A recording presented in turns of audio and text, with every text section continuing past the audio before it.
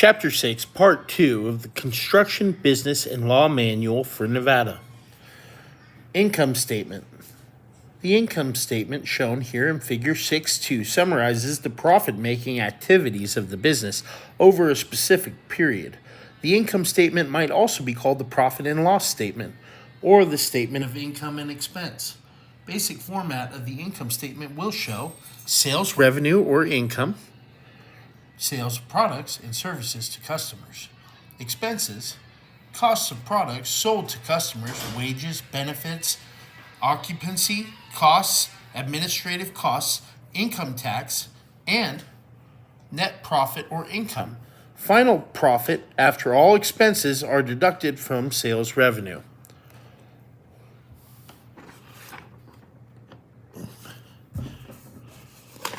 Cash flow statement.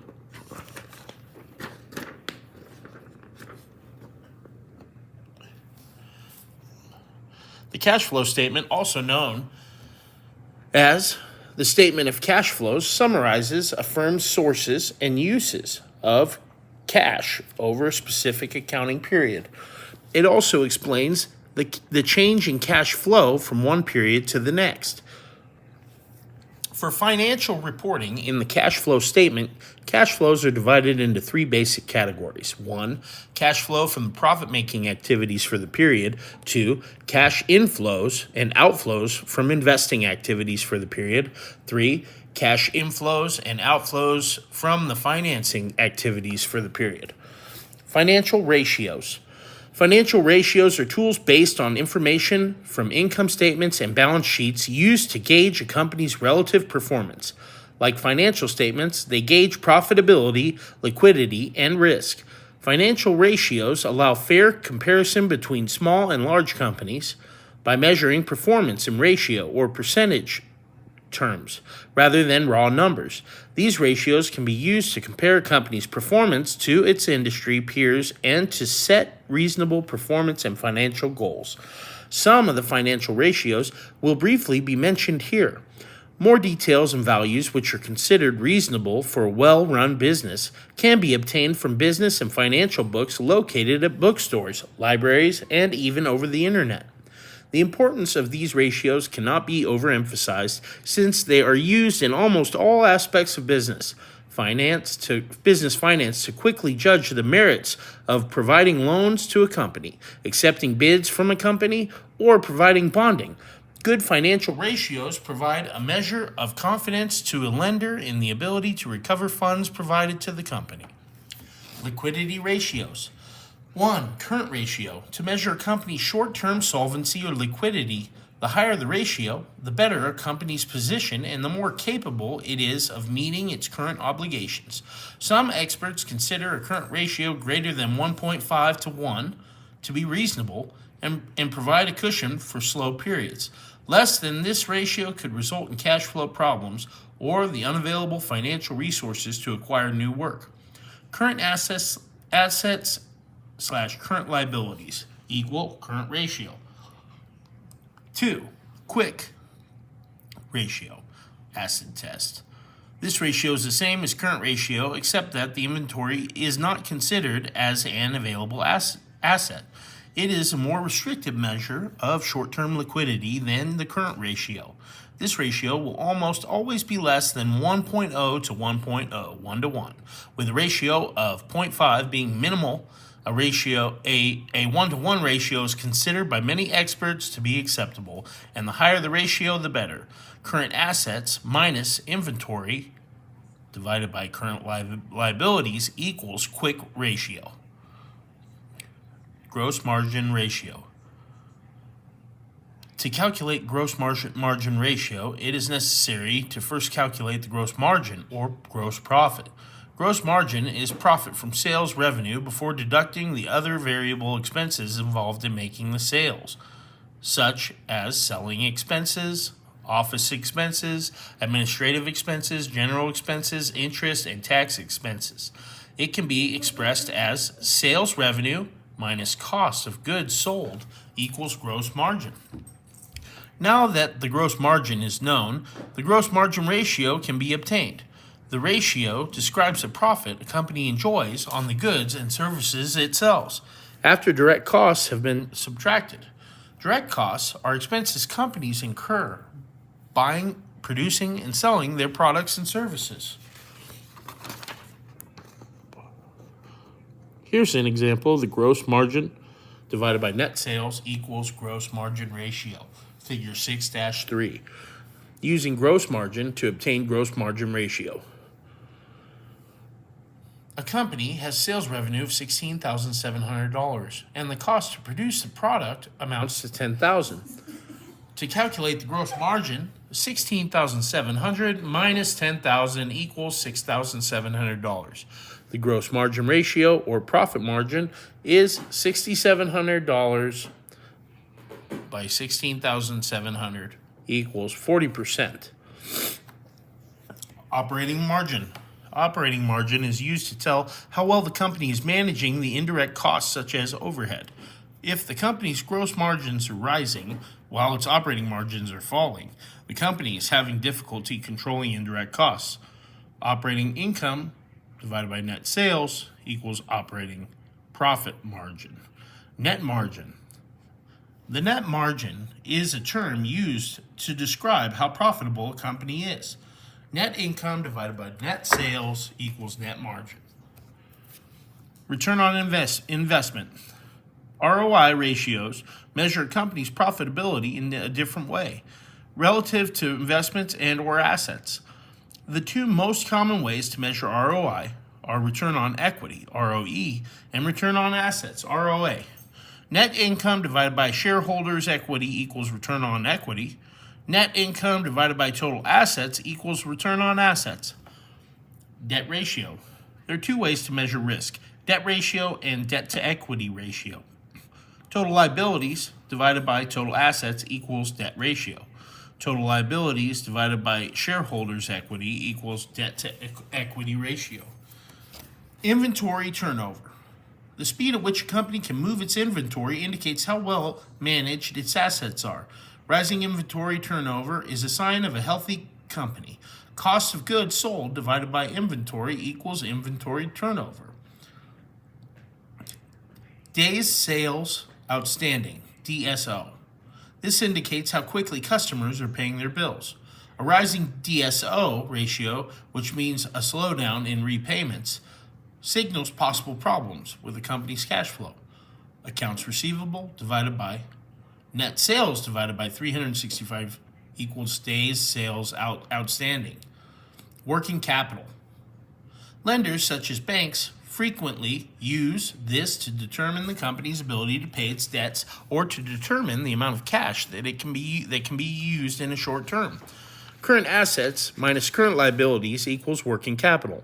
When balance sheets are analyzed, working capital always should receive close attention because an adequate amount of working capital enables a company to meet current debts, carry enough inventory, and take advantage of cash discounts. By itself, working capital can be deceiving since two companies can have the same working capital but vastly different liabilities. Therefore, the use of the ratio of current assets to its current liabilities, current ratio, may be a better measure of the business's strength.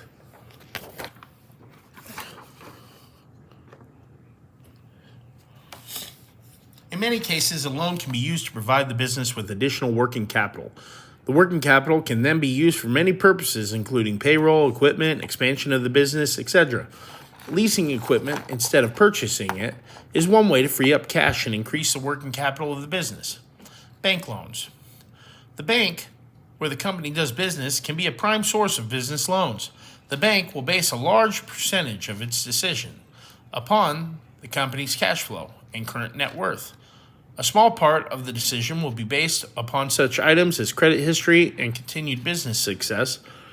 Before contacting the bank, the borrower should have the complete and up-to-date information available concerning the present financial situation of the business. This would include a loan application form, business plan, current balance sheet, cash flow projections, and other financial statements that the particular bank requests. The financial ratios provide a quick summary both to the borrower and the bank. as to the overall financial health of the business. It may also be wise to have an accountant available during a loan request meeting. Many banks require a personal guarantee from the borrower. Before agreeing to provide this guarantee, the borrower must be sure to understand completely what this will mean. Signing a personal guarantee makes borrowers personally liable for the total value of the loan and could involve all their assets. The loan consists of two parts: principal, amount financed, and interest, which is the cost of borrowing money. Since the cost of money varies from bank to bank, it is best to shop around and make comparisons. Key considerations when making a loan: a borrower must consider more than the interest rate, number of payments, and the amount of the monthly payments. These considerations include points. Points are essentially added interest for obtaining a loan. Each point is generally 1% of the value of the loan requested. This added interest can be added to the loan and paid off over the life of the loan, or paid by check or cash at the time the loan is obtained. If added to the life of the loan, the borrower is essentially paying interest on interest. For example, a borrower would like to make a 1-year, 10% loan for $1,000. The loan carries points. 3. The loan amount will then be for $1,030 and the $1,000 loan plus the $30 point value. The borrower receives $1,000 but must pay back the $1,030 plus interest. Under this scenario, the borrower is paying the principal of $1,000, a point value of $30, and the interest of the total of the $1,030. If the 30-point value were paid for in cash upon the receipt of the loan, the borrower would avoid the extra interest accrued on the $30. When points are involved, they are usually negotiable and should be considered with interest rate in determining the true cost of the loan. Discounted loan. This type of loan is discounted when the money is received. For example, if a borrower signs a 1-year, 10%, $1,000 loan, the amount received may only be $900. The lender has subtracted or discounted $100 in interest from the loan prior to giving the money to the borrower. However, the entire $1,000 must be paid off over the year.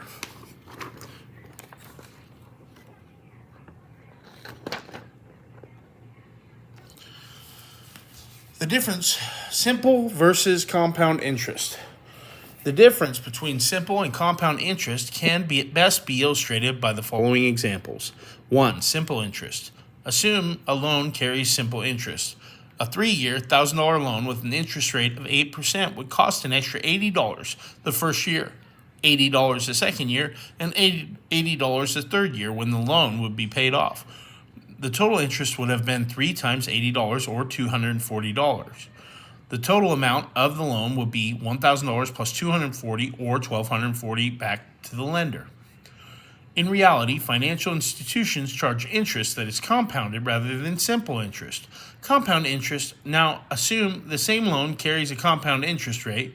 The interest is added to the loan each year, and the interest rate is then applied to the loan amount, plus the accrued interest amount. For example, if the same $1,000 loan with the interest rate of 8% were obtained for a 3-year period, the first year, the interest of $80 would be added to the $1,000. The interest for the second year would then be applied against the $1,080. At the end of the second year, the interest would be $86.40, and that would be added to the $1,080 for a total of $1,166.40. Now accruing interest. By the end of the third year, the interest amount would be 8% times $1,166.40, or $93.31, added to the $1,166.40, for a total amount of $1,259.71 paid back to the lender. While the difference between simple and compound interest for these two examples may not seem very great, for large loans over large periods of time, the difference can be substantial. In addition, if points are added to the loan, the added interest becomes even greater. Small Business Administration. The Small Business Administration, SBA, is a governmental agency that provides loan guarantees if the business owner can qualify. The rules for qualifying include availability of other sources of funds, the size of the business, and the number of employees. For additional information on small business administration, refer to Chapter 1, Business Organizations. Payments. Scheduled project payments. Terms for construction payments are specified in the contract documents and can be whatever both the owner and the contractor agree upon. Generally, payments are made to the contractor on a fairly regular basis as the work progresses. These are called progress payments. The final progress payment is made when the project has been completed, inspected, and accepted. During the course of the work, a portion of each payment, known as retainage, is also typically held back and paid in full when the project has been completed. For additional information about payments to contractors, refer to Chapter 8, Contracts.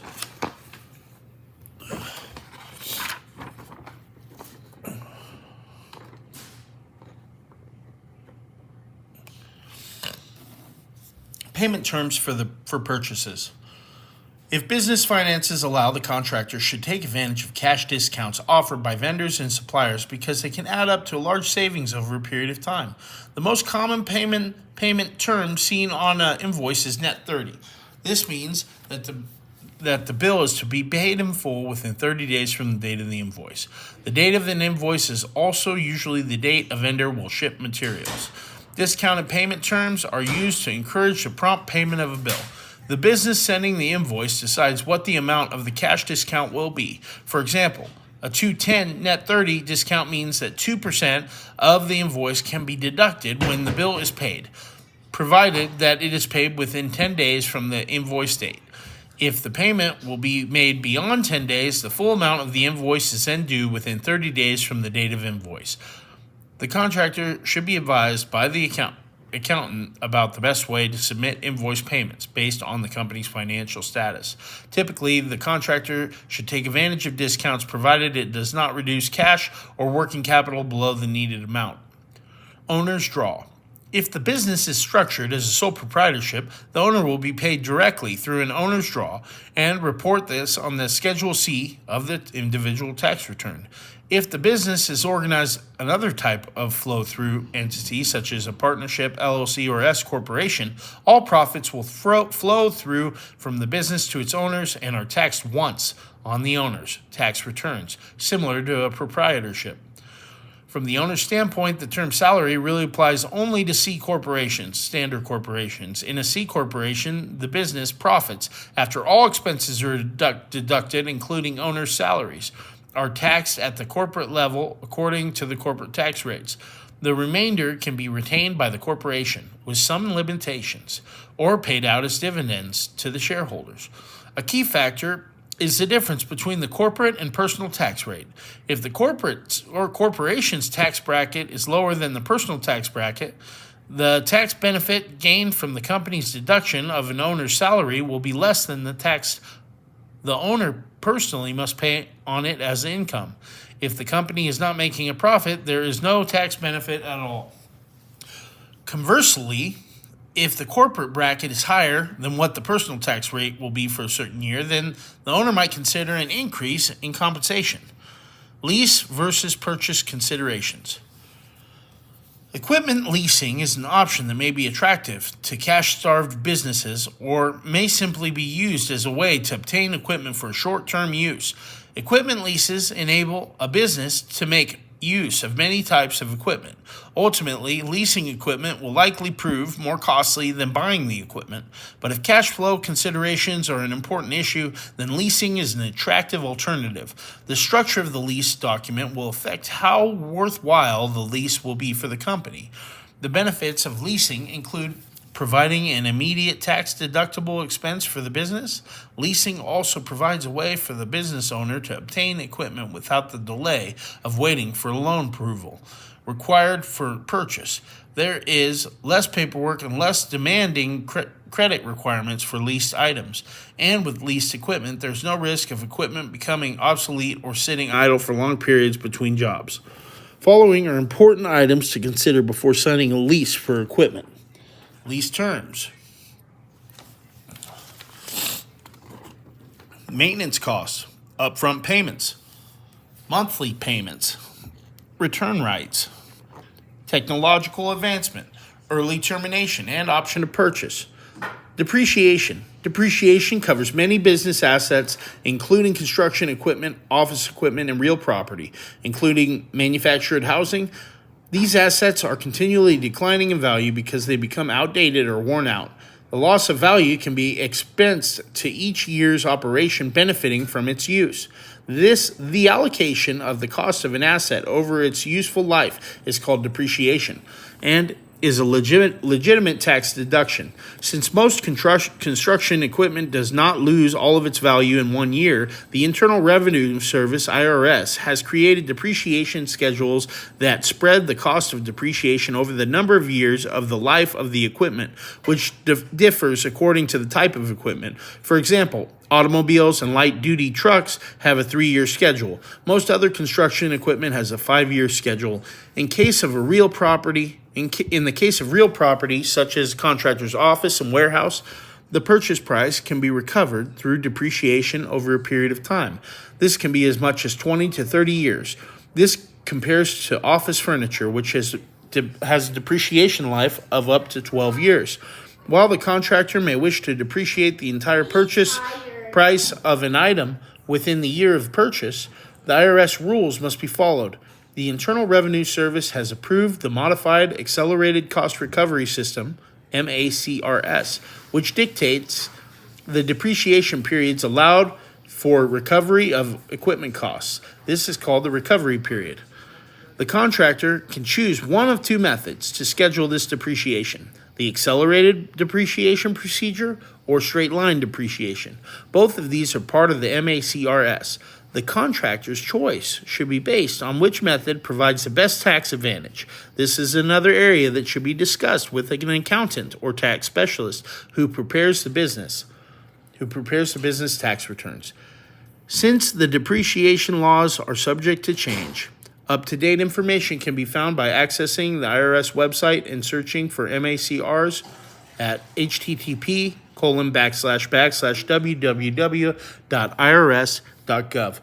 Thank you for listening to Chapter 6, Part 2 of the Business and Law Manual for Nevada. Construction Business and Law Manual for Nevada. Thank you.